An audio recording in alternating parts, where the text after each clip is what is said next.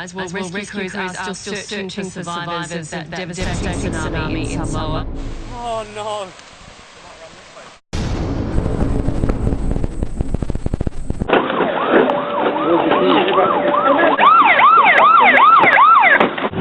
So Eden's lips, you know how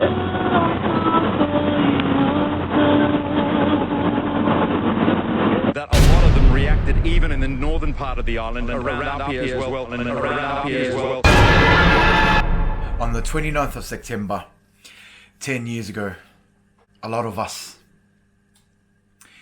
went on with our lives.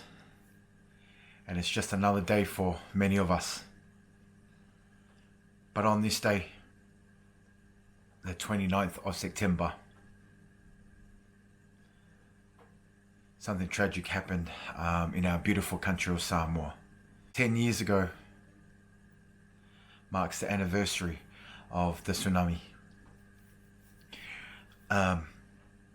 Just want to pay tribute to all the families and to our beautiful island of Samoa. A lot of people were affected in this tragic tsunami all over the world. That morning, when everything came crumbling down for these families, just wanted to show you an episode that did a dedication. But this dedication is to our beautiful island of Samoa and the people that suffered on that morning. Thank you for watching, guys.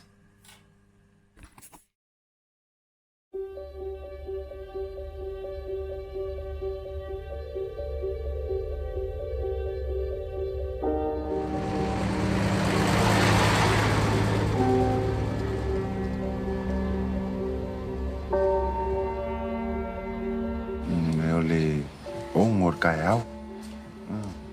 Lulu wele mafue. Malosi lulu. Ake angi, ave aku basau dengan wa, aku umadang alu rumah. Rau ke mangku, ele pengalo kia, maku sole, o se be mawale mako ora. O se favela mako kia le asamo. Matua mo nga fa mo le tu awana itu tu mas me fa pe nei tu no matunu e po Samoa foi. September 29th, 2009, a day that'll be forever etched in the minds of many across the Pacific. 10 years on, are the memories still vivid? Yes, there's often reference to it. You can never erase the memory of that particular day. Never. It doesn't feel like it was that long ago. It just feels like it was yesterday. Memories are still very fresh, just thinking of that day. It's been a decade since the earthquake and ensuing tsunami that ravaged the Pacific, taking nearly 200 lives, 9 of them on the Tongan island of Niuatuputapu, while American Samoa recorded 34 fatalities. But it was independent Samoa that suffered the most as the tsunami belted the southern coastline of Upolu, killing 149 people. God gave me the most beautiful children. And now, He took them back. It was probably the most devastating, probably the worst day of my life in terms of being a journalist. Getting out to Lalamanu will probably be the one thing I remember, just seeing the dead bodies. We picked up some dead kids, put them in our car, and those are the memories that will stay with me forever. The impact, it was quite numbing, and I had never been to anything like that before. And being exposed to people being brought out, particularly ones who were dying, I tried to bear up. But eventually, I bawled. So, I can laugh about it now, but I wasn't too comfortable. When you're exposed to something like that, and you've not been exposed to it before, it makes a huge impact. Up to 20 villages along the coast were destroyed, with the Samoa government estimating the damage at around $150 million. Around 3,000 people were displaced, many seeking refuge on higher ground. Our plans are to rebuild a new village for us, and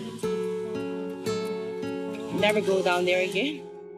However, amidst the pain and loss felt by those affected, there was also comfort as people throughout the country rallied together to lend a helping hand. Although it was sad in many ways, it was a very encouraging thing to observe that in a crisis like this, we rallied, as a family and tried to support each other. We might, as a people, fight amongst ourselves in everyday life, but when it comes down to the crunch, everybody holds hands and help, and that is a huge factor in the recovery of us as Samoans. Samoa has withstood a number of tropical cyclones over the decades, but no one was prepared for the devastation caused by the tsunami, and it was the government's task to somehow get the country back on its feet. I think in many ways I felt that I was being led, by this charity, by this love, by this sense of family, more than I was leading. And I felt, I want to respond in a way that is positive and that reflects, the best of what they're showing me. Samoa wasn't alone on their road to recovery, with countries and aid organisations around the world offering their support. In New Zealand, the government donated $12 million, and Kiwis up and down the country mobilised to help Samoa through donated goods and fundraising efforts. Some of the people that have dropped their things off have never actually been to Samoa. Some have never even worked with a Samoan, but after watching the news, they just felt compelled to come over and donate. One of the most compelling images for me were these preschoolers, going out in the morning with the things you try and gather resources, to send over here. When you have a crisis, there is something quite substantial that we share. And it was reflected, by the way people responded, at every level of New Zealand society. And that was quite moving. Volunteers of all ages coming through and help rebuild. As someone who lost everything in terms of my personal belongings and all the, what I'd collected over the years, the number of people who came and helped, with clothing and even now, even to this day, it's still happening. 10 years on, signs of the devastation have all but disappeared, and many are still thankful to be alive. The fact that we've all healed and gotten on with life is something that we're ever so grateful to our Heavenly Father for helping us, giving us the strength to move on. I think the occasion of the 10th anniversary of the tsunami, I think it's going to bring back a lot of memories, and definitely a lot of locals will be talking about it. I mean, everybody has a story to tell about what happened on that particular day. They will remember where they were, what they did, and that's what's going to happen over the next few weeks.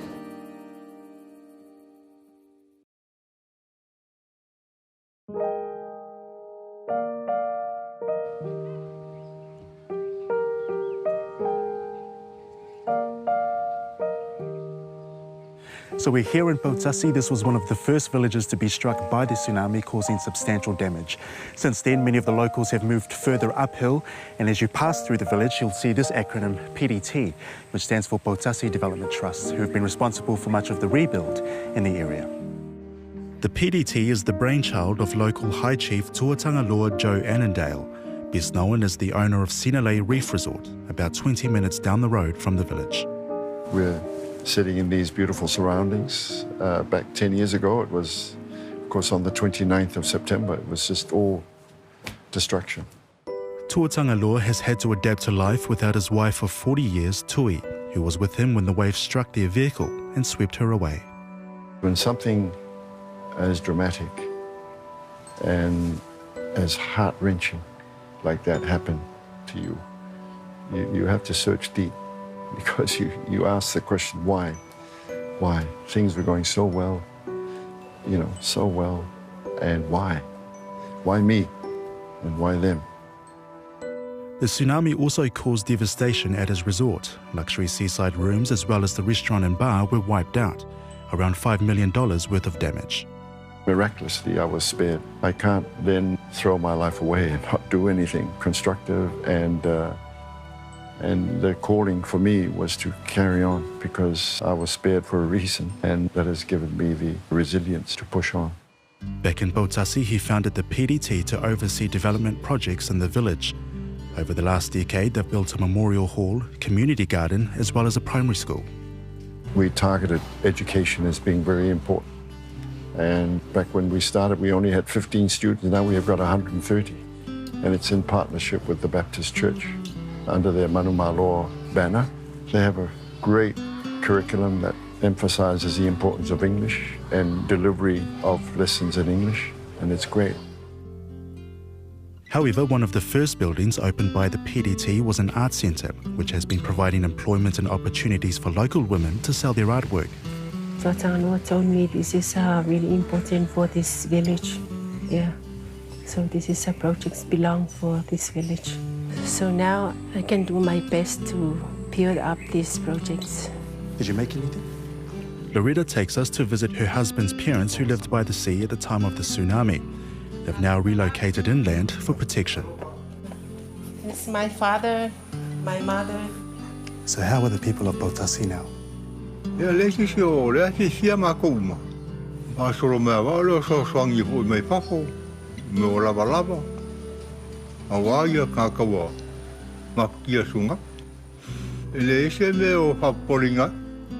See, I'm a cold. The camera woman sunga. Say, oh, my coming. Or I'm all over a fear money. Malok tell him, Ale Kumawa locally came sa Rabel came sunga. Just down the hill from their new home, a burial place for 3 of the victims, a sobering reminder of the tsunami's impact on the village's most vulnerable. This grave for 3 kids was died from tsunami. There are 9 people was died from tsunami, 5 kids and 4 women. The 3 children's grandmother, Matamanu Malaysia, has since weaved her life back together. But like many others in the village, the memories are still raw. Yo de mai te mina na tala no le tsunami ma fa fo ye ya ele ko ma fo se si pa me la fa sta le fo le tu ma le fa ta tal pie to yo se tsunami pe le wale wa to furta sa ta na uma tsunami le a e pa me ta le fo le tu ya ona to tu pu se me fa pier ta tu vola. One of the most publicised stories following the tsunami came from further up the coast in Saliabanga, where many of its residents fled, and the village was labelled a ghost town. While some decided to stay down on the coast, most of the village relocated into the mountains, which is where we are now. All of this was just plantation to begin with, so locals had to completely rebuild their lives from scratch. And we've come to see how they've been doing over the last 10 years. We always remember them. Saliabanga lost over 30 of its residents in the tsunami. Rebuilding their lives, they say, could not have been possible without the government. So for you, you were happy with what the government gave you? Yeah, we're always happy because we didn't know where we're going to find food after the tsunami, but we thank God because the government, they always help us. The government responded as the government should do. It took a while for them to actually get in there and try to help the people living out in Lalomanu in terms of fixing their shelters, fixing the water issues, fixing the roads. But they have come around, thankfully. You don't seem to put your mind off the tsunami. It's no longer a newsworthy issue. The subject of aid was a sensitive one in the months following the tsunami, as the government was heavily criticised by international media over the distribution of foreign aid to places like Saliabanga, who battled with poor housing and lack of water. Were they true, or was it parachute journalism? Oh, look, it wasn't parachute journalism at that time, and I think this newspaper, the Samoa Observer, contributed a lot to that. But that was at that time because, you know, there was a lot of emotions, there was a lot of hurt, and a lot of questions that needed to be asked. At first glance, as you drive through the village, it appears they've risen from the ashes. But local store owner Betty Tutonu says struggle still lurks behind the stable facade. Mana o mia e mātou se soani ona o le taimi nei. Mana o mia mātou le vai, mana o mia tele le vai. After 10 years, the village is still waiting for running water, which is why days like this are a godsend. Pena ole e ana isi ainga tai lua tai tolu tane tanks ya ai to atele le ainga whanga ina ia tange ye tane ye lua a o ina mungala pe a tole masina pe lua tolu vai aso ia wa umale vai tonu tane ona feo ai fo ile mato lu esu e na isi vai wal whanga ina le whanga tau mafa male whanga ina te mi umale vai. The government did jump on board to help with the relocation, offering families up to 20,000 tāna for housing costs, around 12,000 New Zealand dollars. Was that enough for you? No, it's not enough. This whale was all the money could afford for Betty and her family. She says they were forced to build another home after it began deteriorating. Ia e tawana toe fausia I le piliki le whale lea. Pe ona whai le malo. Ia e le sefe mo mātou runga nei. Ia e mai se pēo e taimi o a whā muti munga. E mana o mia la tapoleni. Ia e māsai. Ia e lesi ngaluenga lea mātou. E alu e fole tupe le whatau ino tapoleni. Issues with government assistance also extended to other affected areas. Down the hill on the coastal side of Saliabanga, cost of living has kept some families from moving to higher ground. So comfortable staying here. It's not an easy task. It can be expensive, especially if I love a little vai. Tonga and his family were able to build a new home after the tsunami, but says it would not have been possible without other assistance. Approximately full value of film is Tsunami. Just only the foundation in Mafayunga, Fatino. Petaio left Sosoani Satu in the Mai, Naiainga for Yatunumau, some Fayon Faton, Winnaling, and Silasila 12. In our efforts to get a government view on ongoing issues, we were referred to Finance Minister Sili Epa Toyoti, but did not get a response from his office. There are still questions out in terms of how much of that money actually went to those people out there. A lot of those families could still do with a lot of that help.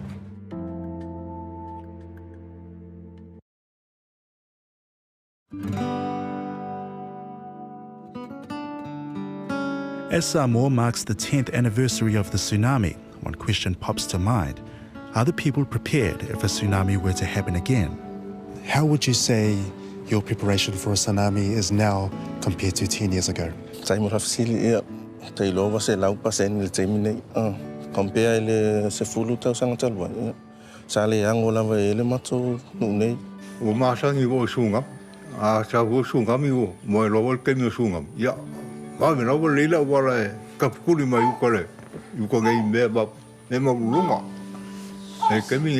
the Disaster Management Office have done a lot of work in their area to ensure that locals are better prepared if a tsunami were to strike again. They've placed signs all along the coast, including this one here, which points to one of the new evacuation routes.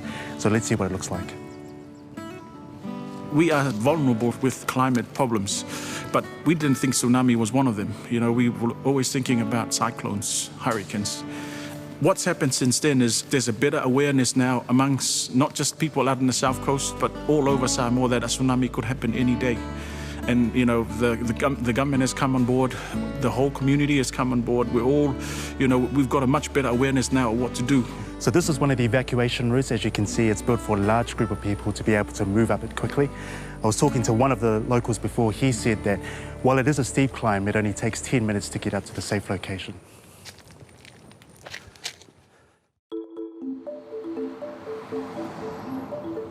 Pekanapia is the Disaster Management Office. Since 2009, the team has grown from 3 to 10 employees, tasked with the responsibility of improving disaster preparedness throughout the country, although they say their campaigns have existed long before the tsunami.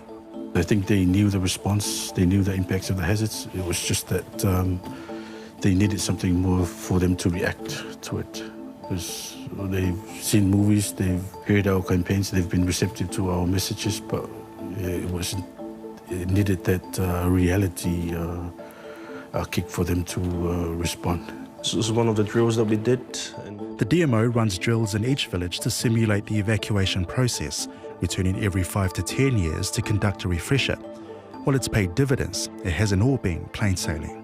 We don't have that much funds available for these ongoing campaigns, and they're quite expensive to go out in the villages, and that's why we rely on our own development partners for support.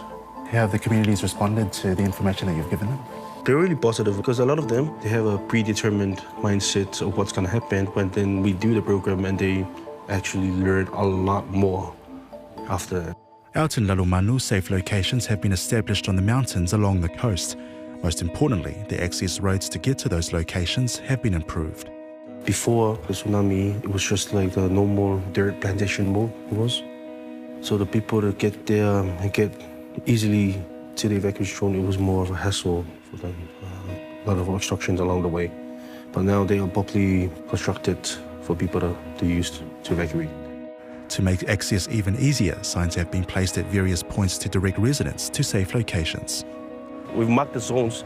The red and orange zones are the most vulnerable zones in times of tsunami. The blue zone is where the safe locations are, the evacuation points are. The board gives directional routes to those evacuation points and telling people what to do when there is a warning, when the meteorology office issues a warning. A tsunami generated outside the Pacific can take up to 8 hours before it reaches Samoa, but a local tsunami can take as little as 15 minutes to arrive. So once you see the sign, you're safe? You're safe. You're supposed to be in a safe place. So what kind of advice would you have for people who struggle with mobility, people like elders, people with physical disabilities? What kind of advice would you have for them? That is a challenge, trying to transport those people. We have a program going out in the communities where with our NGOs that work there, that are trained on how to handle people with disabilities. And we have also people with nursing background from some of our NGOs helping us with pregnant women. Alongside the work done by the DMO, many on the coast have taken a proactive approach to disaster preparedness, some leaving behind their seaside lifestyle in favour of protection inland. Wale sto offices pa wale mo sa ulsami abi umatanga taitai. Ia lela kom fai uma fale kar ko nga ba. Ngai so so la epe ko so mas tsunami. O la ua ia inisio o tua fale o si ai nga lo fai meu a wala foi a fa pe to tu tsunami yon ta mo emele lunga la wala na pata tari pele ali tani. Pa pokol pa o so sunga. Ia wolo u kono le maunga ngofo. Umanga But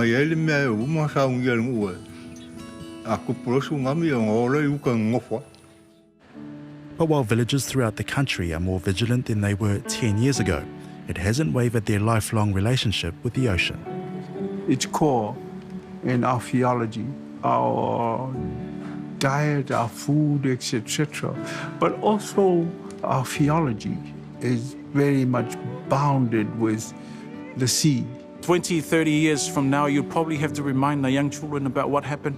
But for some of us who saw it, we will never forget. And we will always treat the sea as, as part of us. Though as they commemorate the 10th anniversary of the tragedy, they'll reflect back on the devastation that it brought to their lives and livelihoods, but also look forward with anticipation at what's in store for their futures. The trauma of 2009 will stay as clearly in terms of a trauma and in terms of the impact and in terms of the lessons that you draw from it. 10 years from now, when we're talking about the 20th anniversary, I'm sure there's even going to be bigger things and greater things that we can talk about because there's people behind the scenes that are offering to help. And we're ever so grateful for that.